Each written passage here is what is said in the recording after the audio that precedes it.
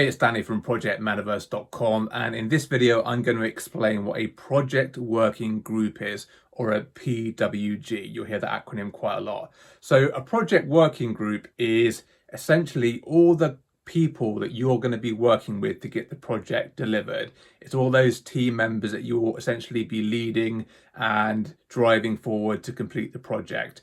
And among them, between them, they're going to have all the skills, knowledge and experience to get that job done, get the project completed. And not just in terms of delivery, but also in terms of understanding the impacts of what you're delivering. So if you're delivering some software, for example, how is it going to impact the area of the business that you're delivering it to? Or if it's going to external customers, how is it going to impact them? How is it going to impact the external marketplace? So your project team need to understand all those areas, not only how to deliver and get the work done, but also understand the impacts and how that whatever you're building is going to be received. Now, the project working group can be comprised of many different people. Some of them will be your core team members that you are paying for with your budget, either full-time or half-time or whatever it is. Some of them will be like satellite members that aren't necessarily being paid for, but they act as advisors and they come to the key meetings and give you advice, and they're just there to understand what's going on so they can feed it back to their areas. You might have a risk consultant or a governance consultant, those kind of members. But ultimately, you'll have a few core members that are full-time. You'll have some satellite members as well. But your project working group is comprised of all of those key people. That's the difference between a core project team that you are paying for and your project working group is getting together all the people, not just the core team, that you need to be able to deliver the project. And yeah, so they are also advocates of the project. They're not just there to do the work, but they are in a way representing the project, because they'll be speaking with other people in the workplace, and they'll be the face of the project in many senses. So they deliver things, but they're also advocates, or should be advocates, for the project as well.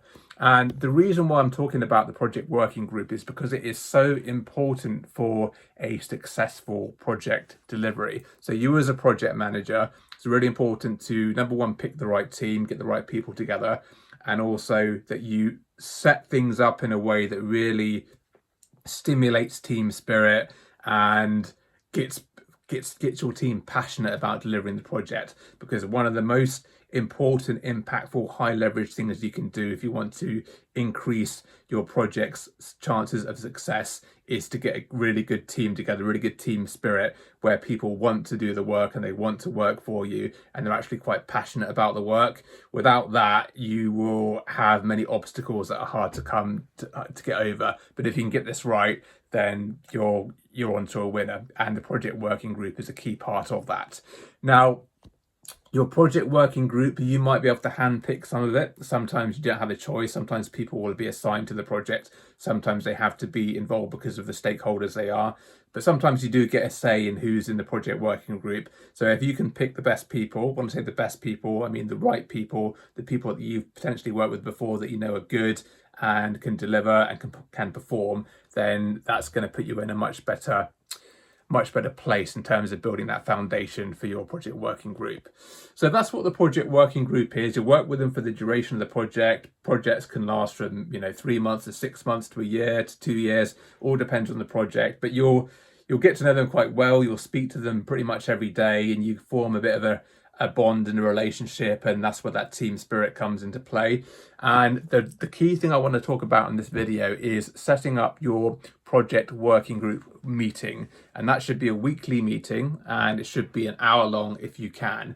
And if you can do this and get it right and run it well, then this really will help you with your project, because I've seen some project managers that just don't have this meeting in place. They don't have a project working group regular meeting, and it puts them at such a disadvantage you will not believe it. If you get this one thing in place and do it right, it will elevate you so high in terms of being ahead of the curve of delivery. So make sure you do it. So first of all, get that project working group meeting in place, 1 hour a week, and you want it to be your core project working group. All those people that I said that are going to be needed to get the delivery of the project done. You want all those perspectives and all those points of view on that call, so they can hear what's being said, they can contribute, they can give their ideas, and they can flag risks, and they can go out to to the business or whatever area they represent and be the advocate for it and share what's going on.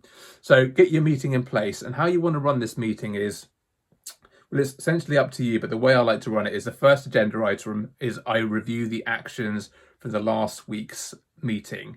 So you want to capture your actions throughout the meeting, send them out at the end of the meeting, and at the start of every next project working group, go through the actions as the first agenda item. Everyone's going to be on the call, and if you do it right, they're all going to be very motivated to get the project going and deliver it. So they would have done their actions. So it's a great place to talk about actions and tasks that should have been done and chasing them up to get status updates on them.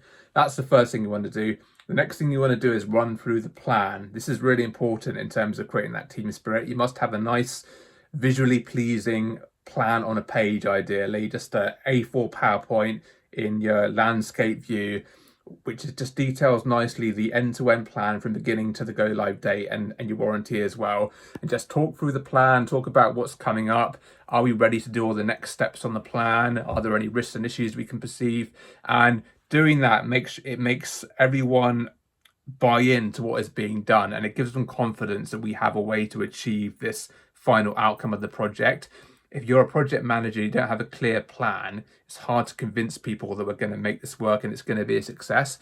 But the plan is basically the evidence that we can do this, that we know exactly what steps to take, we know when they need to happen, and we're looking at it every week, and we're thinking about any risks or issues that could go wrong with it, any delays that we need to get back on track. So it's a really good tool. So go through your plan as the next agenda item. Next thing you want to do is have a quick look at the scope of the project. So again, scope is established at the start of the project. It basically encaptures everything that the project is going to deliver, and it sets boundaries around what you are delivering and what you're not delivering. So it frames it all nicely. And it's very important to make this scope document a living and breathing document that's always refreshed and looked at, because scope creep is an enemy of project managers. It's basically where people want to keep adding more to the project and give you more work, but you need to make sure that you're very rigorous with your governance around scope and try to avoid scope creep where possible. And one way to do that is to keep bringing up the scope document. I like to just do a scope on a page, like a plan on a page, that just summarizes the scope in a very simple visual way. And I like to have blocks on a page, and I like the bigger the piece of work, the bigger the block, like a stock market portfolio summary where you've got all your different investments and you've got bigger ones and smaller ones for how much money you've got invested. I like to do that, but for the amount of effort that's involved in each of the scope items. So keep refreshing that with your team, and they're all very crystal clear in terms of what you're delivering, because one of the things that trips up a lot of projects and causes failure is when people aren't clear on what the scope is and what's being delivered. You want crystal clarity on the scope and also the plan in terms of how it's going to be delivered.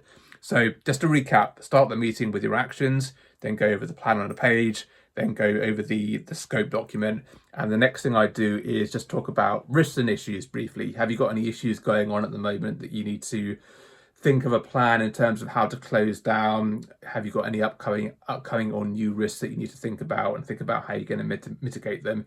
You may have separate sessions on this, and you probably will do, but it's worth just touching on the risks and issues if you have time in your project working group.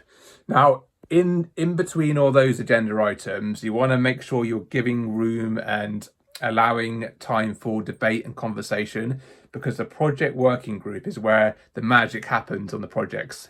In my experience, this is where everything is flushed out, all those issues that could happen, or the risks and problems with the plan or the scope or the design. This is where they're flushed out, because you've got all this expertise on the call and they're all talking, you're bouncing off ideas with each other, and you just want to let them talk. You want to control the call as well, but you want to let that debate happen and capture those key minutes. Make sure you're writing it down or using your AI co-pilot system to capture the minutes, but make sure you let that free-flowing conversation happen, because trust me, this is where the magic happens. This is like the line between a successful project and a not successful project, when you allow these conversations to happen that anticipate things that can go wrong on the project, because yeah, things do go wrong and you need to identify them as early as possible. And this is where you do that. So make sure there's room for that. So I think that's pretty much all I wanted to talk about in terms of the project working group. So you'll often see PWG for many things, project working group for this, project working group for that. But in my world, in project management, the project working group or the project manager is your team that's going to be essentially delivering the thing that you want to deliver.